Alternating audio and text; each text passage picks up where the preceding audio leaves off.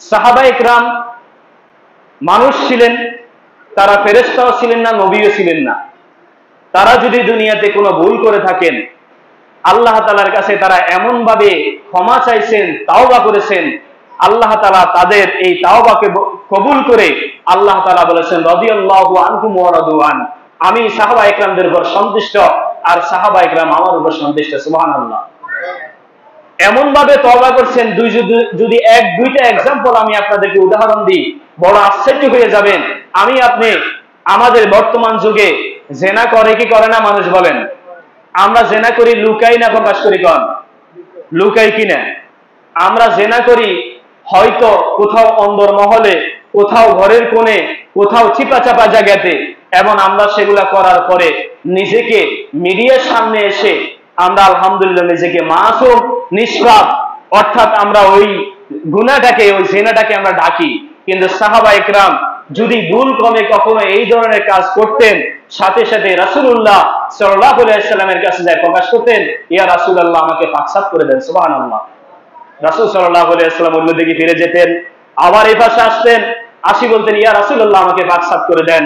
আবার রাসূল সাল্লাল্লাহু আলাইহি ওয়াসাল্লাম এদিকে ফিরে যাইতেন, আবার এইদিকে আসতেন, ইয়া রাসূলুল্লাহ। যখন এইভাবে তিনবার বলতেন, তখন রাসূলুল্লাহ সাল্লাল্লাহু আলাইহি ওয়াসাল্লাম বলতেন তুমি কি করছো?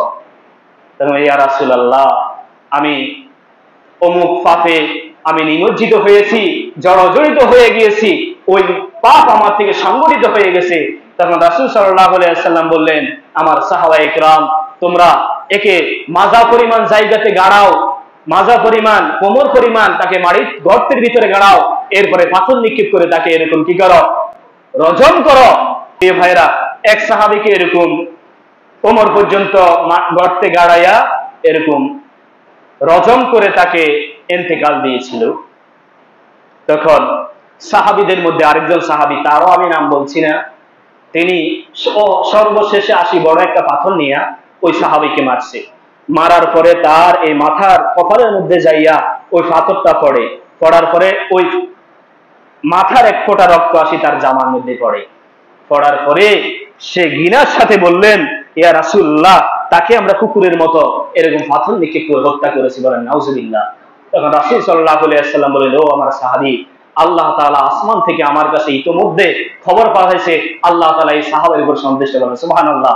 আমি নবী তার উপর সন্তুষ্ট এবং তোমরা সমস্ত সাহাবায়ে কেরাম তার উপর সন্তুষ্ট হয়ে যাবে। সুবহানাল্লাহ। অর্থাৎ যখন দুনিয়াতে কোনো মানুষকে কোনো পাপের জন্য শাস্তি দেওয়া হয়, তার তওবা কবুল করে নেওয়া হয়, তার আর কোনো গুনাহ থাকে না। প্রিয় ভাইরা, এই জন্য সাহাবায়ে কেরাম জীবনে কোনো ভুল ত্রুটি করেও থাকেন, সাহাবায়ে কেরাম আমাদের সমালোচনার ঊর্ধ্বে, সাহাবায়ে কেরাম আমাদের মহব্বত, আমাদের ঈমান। আজকে যতগুলা সমস্যা আমরা দেখি, যতগুলা সমালোচনা দেখি, এটা একটা কারণ আছে। কারণ হচ্ছে যে আল্লাহ তাআলা কোরআনে কারিমে সাহাবায়ে কেরামদের যে সম্মান বর্ণনা করেছেন, সাহাবায়ে কেরামদের জীবনী নিয়ে যেরকম আল্লাহ তাআলা এবং রাসূল সাল্লাল্লাহু আলাইহি ওয়াসাল্লাম পিওর, সাহাবায়ে কেরামের জীবনটা পিওর, আল্লাহ তাআলা তাদের উপর খুশি, তারা আল্লাহ তাআলার উপর খুশি, এই বর্ণনাগুলো সম্পূর্ণ সহিহ। বর্ণনাগুলো সম্পূর্ণ কি সহিহ।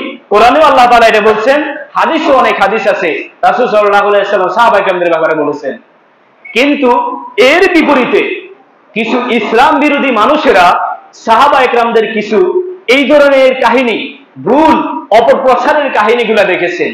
এগুলা যে সমস্ত আলেমরা তাদের কিতাবে এনেছেন, তারা কুলুষিত হয়েছেন, তাদের কলমের কালি নষ্ট হয়েছে, তারা এরকম মতানৈক্যের শিকার হয়েছেন। এবং যারা মঞ্চে বসে, মাহফিলে বসে এই সমস্ত কাহিনীগুলা বলে, ওই সমস্ত আলেমরাও সমালোচনার পাত্র হয়েছে।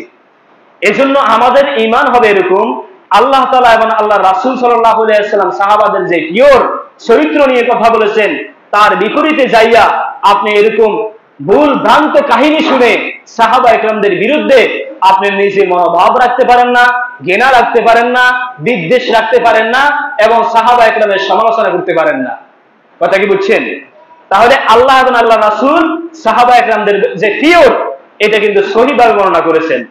এর বিপরীতে যাইয়া ভুল কাহিনী কতগুলো ইসলাম বিরোধী মানুষের অপপ্রচারের শিকার হইয়া সাহাবায়ে কেরামদের বিরুদ্ধে কিন্তু আঙ্গুল তোলা যাবে না। এটা আমাদের ঈমান। সাহাবায়ে কেরাম আমাদের মাথার তাজ। আল্লাহ তাআলা আমাদেরকে সাহাবায়ে কেরামের সম্মান, সাহাবায়ে কেরামদের প্রতি ভালোবাসা আমাদের হৃদয়ে ধারণ করার তৌফিক দান করুন।